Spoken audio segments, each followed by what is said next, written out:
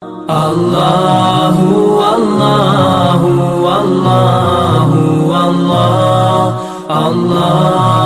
Allahu Alhamdulillahi wahdahu wassalatu wassalamu ala man la nabiyya ba'dahu amma ba'd fa'a'udhu billahi minash shaitanir rajim bismillahir rahmanir rahim inna anzalnahu fi laylatil qadr wa ma adraka ma laylatul qadr sadaqallahul azim।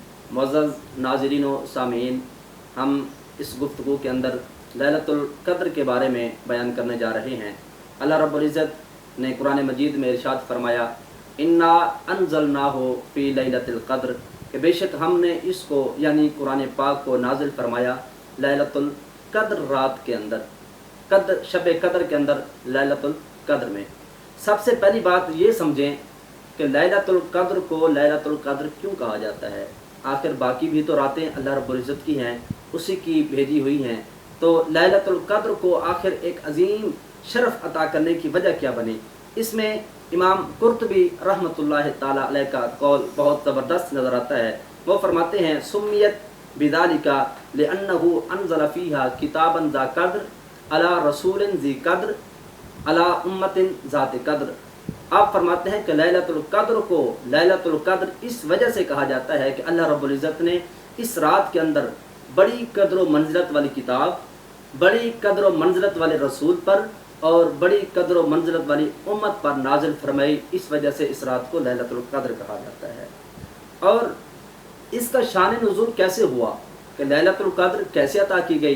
दरअसल यूँ हुआ कि जब रसूल पाक सल्लल्लाहु अलैहि वसल्लम ने अपनी उम्मत की उम्रों को देखा तो बहुत मुख्तसर पाया, तो दिल अक़दस में ये ख़याल मुबारक आया कि मेरी उम्मत की उम्र बहुत मुख्तसर है, छोटी उम्र है, तो पहले वाली उम्मतें जिन्होंने बहुत ज़्यादा अमाल सालिहा किए, मेरी उम्मत उन तक कैसे पहुँचेगी। मेरी उम्मत ज़्यादा अमाल करके उनका रुतबा कैसे पा सकेगी। तो हदीस पाक में आता है, फ़अअताहुल्लाहु तआला लैलतुल क़द्रि खैरुम मिन अल्फ़ि शहर। जब आका सल्लल्लाहु अलैहि वसल्लम के दिल पाक में ये ख़याल मुबारक आया तो अल्लाह ने आपको लैलतुल क़द्र अता फरमा दी, जो 1000 महीनों से बेहतर है। अब आगे फरमाया, वमा अदराका मा लैलतुल क़द्र। अल्लाह रब्बुल इज़्ज़त ने अपने महबूब सल्लल्लाहु अलैहि वसल्लम से एक सवाल किया, सवाल करने के बाद रब ने खुद ही जवाब दे दिया। पहले फरमाया, वमा अदराका मा लैलतुल क़द्र, ऐ महबूब आप क्या जाने कि लैलतुल क़द्र क्या है। फिर खुद ही जवाब दिया, लैलतुल क़द्र खैरुम मिन अल्फ़ि शहर, लैलतुल क़द्र 1000 महीने से बेहतर है। अब यहाँ समझने की बात यह है कि लैलतुल क़द्र को 1000 महीनों से बेहतर कहा गया, तो ये बेहतरी और अफजलियत किस एतबार और किस हैसियत से है। तो अक्सर मुफस्सिरीन किराम ने यह कौल किया है कि अल अमलु फ़ीहा खैरुम मिनल अमलि फ़ी अल्फ़ शहरिन लैसा फ़ीहा लैलतुल क़द्र, कि इस रात में जो अमल किया जाए वो 1000 ऐसे महीनों से अफजल है जिसमें लैलतुल क़द्र ना हो। लैलतुल क़द्र का अमल एक तरफ और 1000 महीनों का अमल एक तरफ, तो इस वजह से इसको फजीलत हासिल है इस रात को कि इसमें अमल करोगे तो 1000 महीनों से ज़्यादा सवाब मिल जाएगा। और इस पर इमाम कुर्तुबी रहमतुल्लाहि ताला अलैह ने भी अपना एक कौल नकल किया। वो फरमाते हैं कि वफ़ी तिल्कल लैलति युक़समुल खैरुल कसीरुल लज़ी ला यूजदु मिस्लुहु फ़ी अल्फ़ि शहर। हज़रत इमाम कुर्तुबी फरमाते हैं लैलतुल क़द्र में इतनी खैर कसीर तकसीम की जाती है जो 1000 महीनों में भी तकसीम नहीं की जाती, तो इस वजह से इसको फजीलत हासिल है। ये तो वजह तस्मिया आपके सामने आ गई और इसका शान नुज़ूल भी आ गया। अब रही ये बात कि लैलतुल क़द्र साल के किस महीने में होती है और फिर उस महीने की किस तारीख को होती है। तो याद रखें, महीने का तयन तो कुरान पाक ने खुद फरमा दिया, क्योंकि कुरान का नुज़ूल रमज़ानुल मुबारक में हुआ, तो ये साबित हो गया कि लैलतुल क़द्र रमज़ानुल मुबारक की रातों में से ही कोई रात है। अब देखना यह है कि रमज़ानुल मुबारक के पूरे महीने में लैलतुल क़द्र कौन सी रात बनेगी।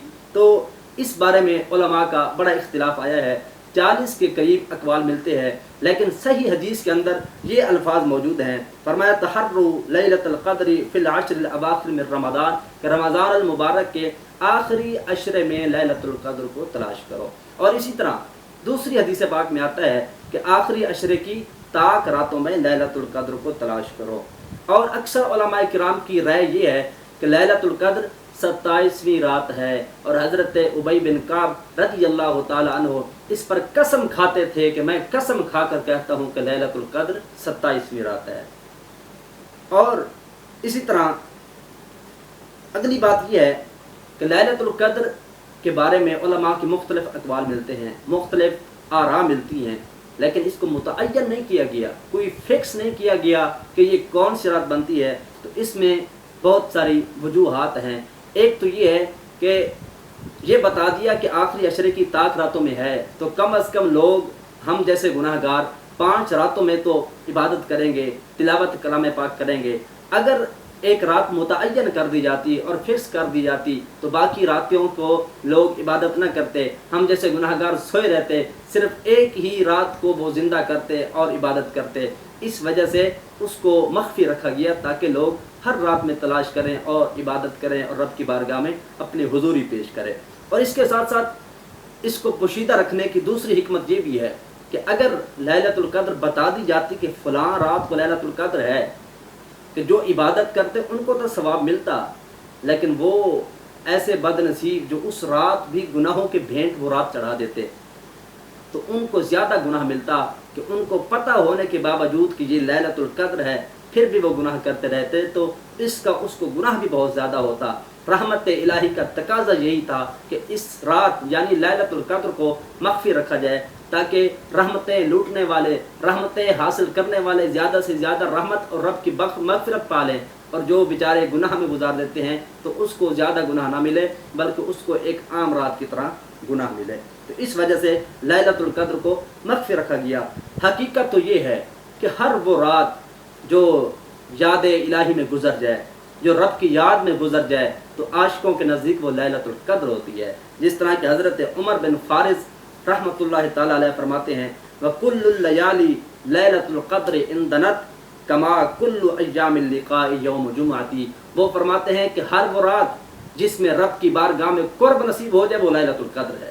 جس طرح کہ رب کی ملاقات کے ہر دن کو جمعہ کا دن کہا جاتا ہے، اسی طرح جس رات میں بھی رب کا قرب نصیب ہوتا رہے وہ عاشقوں کے نزدیک لیلۃ القدر ہوتی ہے۔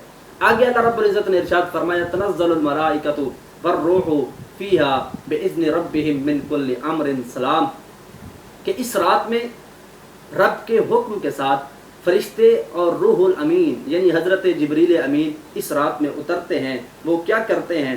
حضرت انس بن مالک خادم رسول رضی اللہ تعالی عنہ سے روایت ہے کہ رسول پاک صلی اللہ علیہ وآلہ وسلم نے ارشاد فرمایا اذا کان لیلۃ القدر ینزل جبرائیل فی کبکبۃ من الملائکہ، کہ جب لیلۃ القدر ہوتی ہے، شب قدر ہوتی ہے، تو حضرت جبریل امین فرشتوں کے جمع غفیر کے ساتھ آسمان سے نیچے تشریف لاتے ہیں۔ یصلون علی کل عبد قائم او قاعد یذکر اللہ تعالی، ہر وہ بندہ جو رب کے ذکر میں بیٹھ کر یا کھڑے ہو کر رب کے ذکر میں مشغول ہوتا ہے تو فرشتے اس کے لیے دعائے استغفار کرتے ہیں اور اس کے لیے رحمت کی التجا کرتے ہیں۔ تو کتنے، اور ایک دوسری حدیث پاک میں آتا ہے کہ فرشتے آ کر اس سے مصافحہ بھی کرتے ہیں۔ ذرا غور کریں کہ اس رات میں جو بندہ رب کی عبادت میں مشغول ہو جائے، رب کے ذکر میں مشغول ہو جائے، وہ کتنا خوش نصیب اور کتنا خوش قسمت انسان ہے کہ حضرت جبریل امین آسمان سے چل کر اس کو مصافحہ کرنے کے لیے آتے ہیں۔ اللہ رب العزت ہمیں بھی یہ اہتمام کرنے کی توفیق عطا فرمائے۔ اور یاد رکھیں میرے آقا صلی اللہ علیہ وآلہ وسلم کا یہ معمول پاک تھا، آپ کا معمول مبارک تھا کہ رمضان المبارک کے آخری عشرے میں حضرت ام المؤمنین سیدہ عائشہ آپ کے بارے میں فرماتی ہیں کہ رسول پاک صلی اللہ علیہ وآلہ وسلم کا یہ معمول تھا اذا دخل العشر الاواخر شد میزرہ، کہ جب آخری عشرہ آتا آقا اپنا تہ بند کس لیتے۔ یہ عرب کے اندر ایک محاورہ ہے کہ جب بندہ اپنے آپ کو کسی کام کے لیے مستعد کر لیتا، تیار کر لیتا، تو یہ ایک محاورہ ہے شد میزرہ، کہ اس نے اپنا تہ بند کس لیا۔ تو میرے آقا اپنے آپ کو عبادت کے لیے تیار کر لیتے تھے۔ وَأَحْيَا لَيْلَهُ، اور میرے آقا اپنی راتوں کو زندہ فرماتے تھے، شب بھر رب کی عبادت میں مصروف رہتے تھے۔ وَأَيْقَظَ أَهْلَهُ، اور ساتھ ساتھ اپنے گھر والوں کو بھی بیدار کرتے تھے کہ اٹھو، رب کی رحمت تمہیں آوازیں دے رہی ہے اور رب کی عبادت میں مشغول ہو جاؤ۔ اور اس کے ساتھ ساتھ میرے آقا کا یہ بھی معمول رہا کہ رمضان المبارک کے آخری 10 دنوں میں، آخری عشرے میں میرے آقا معمول کے ساتھ اعتکاف فرمایا کرتے تھے۔ اعتکاف میں بیٹھا کرتے تھے، اور میرے آقا صلی اللہ علیہ وآلہ وسلم کے وصال کے بعد امہات المؤمنین رضی اللہ عنہن کا بھی یہ معمول تھا کہ وہ بھی اعتکاف میں بیٹھا کرتے تھی۔ حدیث پاک میں آتا ہے من اعتکف یوما ابتغاء وجہ اللہ جعل اللہ بینہ وبین النار ثلاث خنادقا او کما قال صلی اللہ علیہ وآلہ وسلم، کہ جو بندہ ایک دن کا اعتکاف کرے گا رب ذوالجلال کی رضا کی خاطر، اللہ تعالیٰ اس کے درمیان اور جہنم کے درمیان 3 خندقیں بنا دیتا ہے اور جہنم کو اس سے دور کر دیا جاتا ہے۔ تو یہ اعتکاف کرنے کا ثواب ہے ایک دن کا، اور جو 10 دن اعتکاف میں بیٹھے اس کی فضیلت کا اندازہ آپ خود لگا سکتے ہیں کہ کتنا اس پر اللہ کا کرم اور اللہ کی مہربانی ہوتی ہوگی۔ اور یاد رکھیں اس دعا کی، اس رات کی، لیلۃ القدر کی ایک خاص خصوصیت یہ ہے کہ اس رات میں جو بھی دعا کی جاتی ہے رب ذوالجلال کی بارگاہ میں وہ دعا قبول ہوتی ہے۔ اسی وجہ سے ہمیں چاہیے کہ ہم لیلۃ القدر کو تلاش کرنے کے لیے آخری عشرہ میں کوشش کریں، محنت کرتے رہیں، تلاش کرتے رہیں کہ کون سی رات لیلۃ القدر ہوگی۔ جو بھی رات ہوگی ہمیں نصیب ہو گئی، اور یاد رکھیں اگر نصیب ہو جائے تو پھر ایسی جامع دعا کرنی چاہیے کہ اس دعا کے بعد پھر بندے کو کوئی حسرت نہ رہے۔ ام المؤمنین سیدہ عائشہ صدیقہ رضی اللہ تعالی عنہا فرماتی ہیں میں نے عرض کیا یا رسول اللہ صلی اللہ علیہ وسلم اگر مجھے لیلۃ القدر نصیب ہو جائے تو میں کیا دعا کروں؟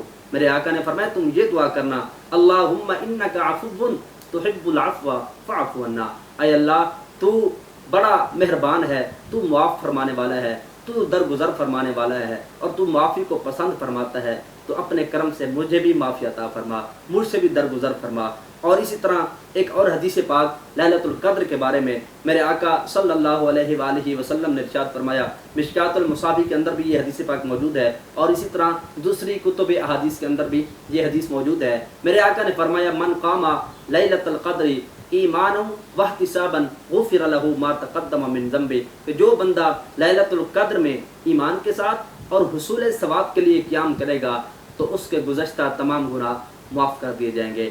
آخر میں ایک بات عرض کرتا چلوں کہ جہاں بھی قرآن پاک میں یا حدیث میں جہاں بھی کسی عمل خیر کا ذکر آیا تو ساتھ رب کی رضا کا ذکر آیا، جس طرح سورہ دہر قرآن پاک میں آتا ہے انما نطعمکم لوجہ اللہ، کہ جب بندہ کسی کو کھانا کھلاتا ہے، کھانا کھلانے کے بعد وہ کہتے ہیں کہ ہم نے تمہیں یہ کھانا کھلایا ہے تو رب ذوالجلال کی رضا کی خاطر۔ اور اسی طرح اس حدیث پاک میں بھی آیا کہ جس نے ایک دن کا اعتکاف کیا رب کی رضا کی خاطر تو اس کے لیے یہ انعام ہوگا۔ تو معلوم ہوا اصل چیز عمل کے اندر وہ انسان کی نیت ہے، وہ ہمارا اخلاص ہے۔ اگر ہمارے دل میں اخلاص نہیں ہوگا تو ہمارا عمل وہ کسی کو فائدہ نہیں دے گا، ہمیں بھی فائدہ نہیں دے گا۔ لہذا ہمیں اللہ رب العزت سے ہر وقت یہ دعا کرنی چاہیے کہ اللہ ہمیں اخلاص عطا فرمائے، اللہ رب العزت ہمیں رب کی رضا حاصل کرنے کے لیے ہمیں کوشاں رہنے کی توفیق عطا فرمائے۔ آمین وآخر دعوانا ان الحمدللہ۔